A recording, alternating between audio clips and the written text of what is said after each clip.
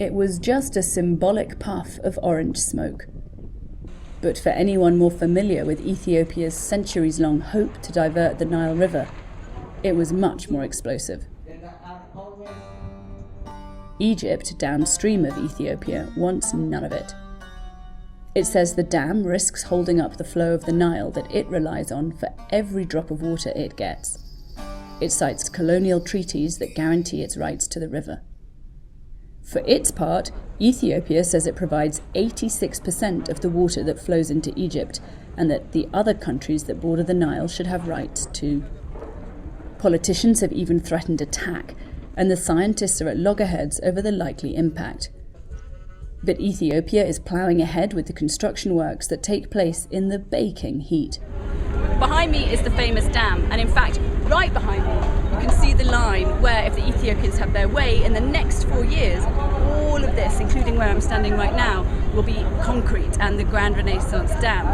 Now, it's this kind of scale of vision that has allowed the Ethiopians to get the whole country behind this kind of project, whether they like it or not. The project's backers could not wait to celebrate at the ceremony to divert the river, to allow construction to continue.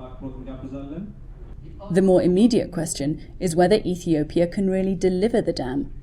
It will cost $4.8 billion, and although the physical structure is about 20% complete, they have raised only 15% of the finance for it, all from domestic sources in a financially strapped country.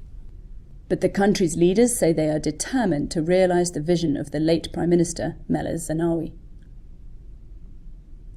So far, donors won't go near it, but many say Ethiopia's relentless approach to national transformation, pouring in the equivalent of 15% of GDP to grand infrastructure projects this year, including the dam, may just pay off. My view is that the growth and transformational plan is what will get Ethiopia going.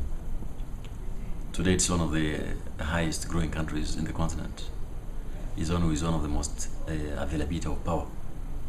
And so people who criticize this level of investment must understand that there are two logics in the competition here.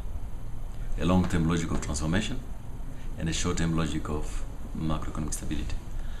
Like the World Bank, the African Development Bank is lending money for power distribution lines instead, useful once the dam is finished, if it's finished, for selling electricity to the undersupplied region. The way they've approached it is really a model. They've approached power from the viewpoint of energy security, but also as an export sector. Now, we're interested in that approach because we look at the different ways of bringing down the power costs in this region. For now, both sides have agreed to keep talking, but Ethiopia says it has no plans to slow down.